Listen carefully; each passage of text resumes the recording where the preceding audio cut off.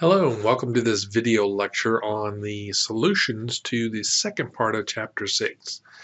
So here we have problem number 21, and it says the sample survey showed 90% of respondents said the internet has been a good thing for them personally. Develop a 95% confidence interval for the proportion of respondents who say the internet has been a good thing for them personally.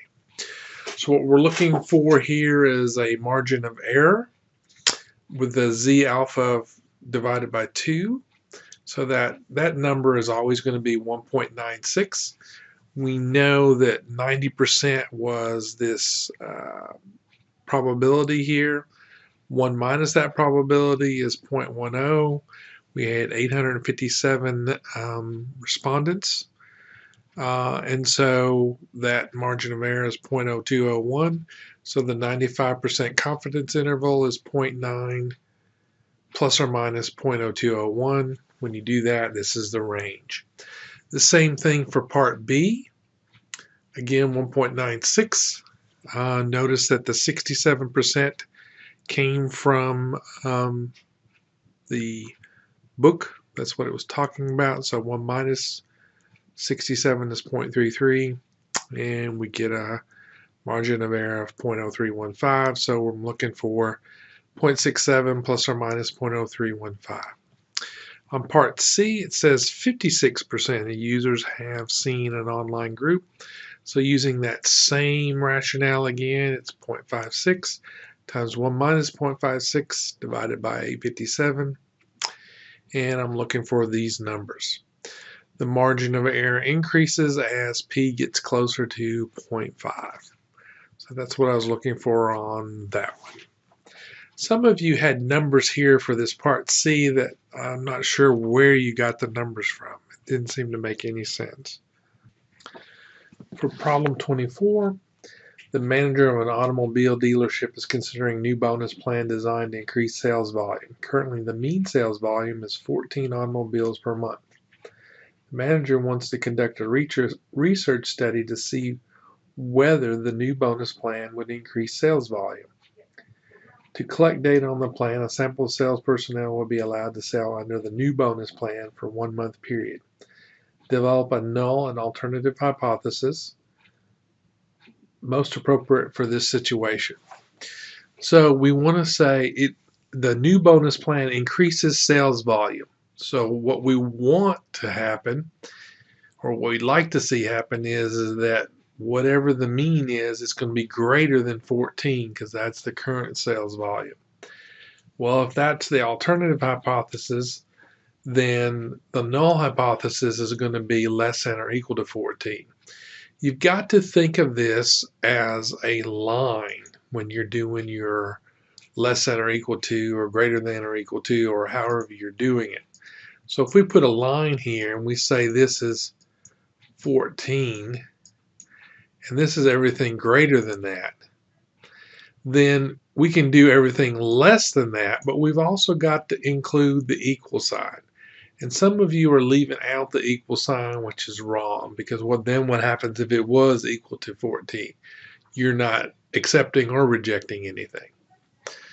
All right, so for B is comment on the conclusion of when the null hypothesis cannot be rejected. Well, if there's nothing that says we can reject null hypothesis, then the new bonus plan won't increase the sales volume. There's no evidence that it will. C says, what happens if we can reject the null hypothesis? Well, if that's the case, then the mean is greater than 14, and we can conclude that the new bonus plan will increase the sales volume. So something along those lines is what I was looking for. On 25, we're looking at production line operation is designed to fill cartons and laundry detergent to a mean weight of 32 ounces. A sample of cartons is periodically selected and weighed to determine whether underfilling or overfilling is occurring. If the sample data led to a conclusion of underfilling or overfilling, the production line will be shut down and adjusted to obtain proper filling. format the null and alternative hypothesis? Well, we want it to be exactly 32 ounces, or it's not 32 ounces. So the alternative hypothesis is that the mean is not 32. The null hypothesis is that the mean is equal to 32 ounces. What happens if we can't reject the first one? Then we're assuming that the mean is 32 ounces and we don't do anything to the production process. Part C, if we can reject the null hypothesis, means that we're either overfilling or underfilling, and we should shut down the production line and check, right? So when you have not equal to 32, we're either underfilling or overfilling. So again, if we think about what we've learned, we're in this area. This represents the 32.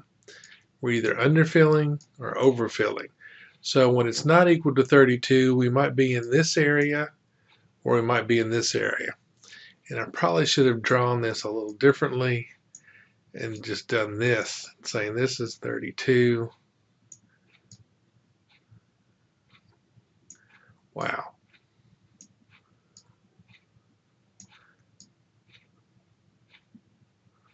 That's 32. So this would be underfilling, this would be overfilling. So it could be in either one of those. What I was trying to get at here is that when it's not equal to, you have an alpha. You now have an alpha divided by 2, what you're looking for. That's your significance. All right. Problem number 33. The national mean salary for a school administrator is $90,000 a year. A school official took a sample of 25 school administrators in the state of Ohio to learn about salaries in the state and to see if it differed from the national average. So formulate a hypothesis. So the hypothesis is that the mean is equal to 90,000 or the mean is not equal to 90,000.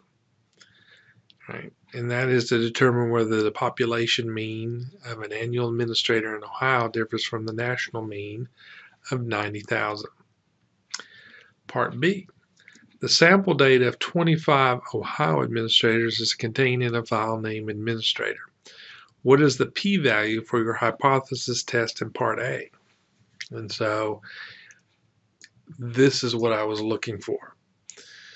So you would go through and use this Excel formula, and the p-value is 0.0427. So I wanted to see how you calculate it out. Some of you did it a different way. Since this is less than 0.05, we can reject the null hypothesis, and that means that the administrator salary, the mean administrator salary in Ohio, differs significantly from the national mean annual salary. Remember, this is the national mean salary. The last problem, problem 37, is what is the percentage of population living in the state of birth? According to the U.S. Census, I should re-say that. What percentage of the population live in their state of birth? According to the U.S. Census Bureau American Community Survey, the figure ranges from 25% in Nevada to 78.7% in Louisiana. The average percentage across all states in the District of Columbia is 57.7%. The data in the home state, in the file home state, are consistent with the findings in the American Community Survey. The data are from a random sample of 120 Arkansas residents and for a random sample of 188 Virginia residents. Formulate a hypothesis that can be used to determine whether the percentage of stay-at-home residents in the two states differs from the overall average of 57.7.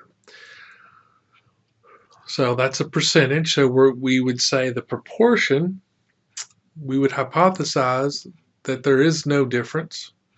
That would be the null. So the proportion is going to be the 57.7% or 0.57. The alternative is that it's not equal to the national average of 57.7% or 0.577. Okay? So now, B, estimate the proportion of stay-at-home residents in Arkansas. Does the proportion differ significantly from the mean proportion from all states using alpha of 0.05? So first of all, we have to calculate the proportion. So 74 out of 120, that was how many we sampled from our data set. So 61.67 is what the proportion of people that were born in Arkansas stay in Arkansas. Is that significantly different from 0.577? So we get a z-score of 0.88, and we need to then think about using a lookup table for the z-scores and knowing that the p-value is 2 times the upper tail. We know that we're looking for a p-value of 0.3788.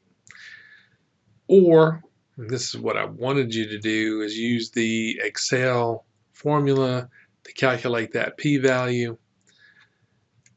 And we've got this 0.88. That's where this value came in here. That's our z-score. So 0.3789. That's not less than 0.05. That's our alpha. So we cannot reject the null hypothesis, and there's not a significant difference between the two. In part C, we do the same thing for Virginia. Stay-at-home residents, we calculate the proportion. It's 0.494. We get a z-score of this value. All right. And that should be a minus 2.25 for the z-score. That's what we got here. And that'll give you a p-value of 0.0245. And just to make sure, if we go back over here and look, I've got that function listed at minus 2.25. So that leaves that amount. Since we need to do 2 times the lower tail area, it's this, and so that's where we come up with the 0.024449. So if we round up at the end, that changes this to 245, and so that's where we got this number for. Okay, so since this is less than alpha of 0.05, we can reject that the null hypothesis that this 0.494 is significantly different than 0.577 for Virginia, right? And conclude that the proportion of stay-at-home residents in Virginia does differ significantly from the overall proportion. Right, then on part D,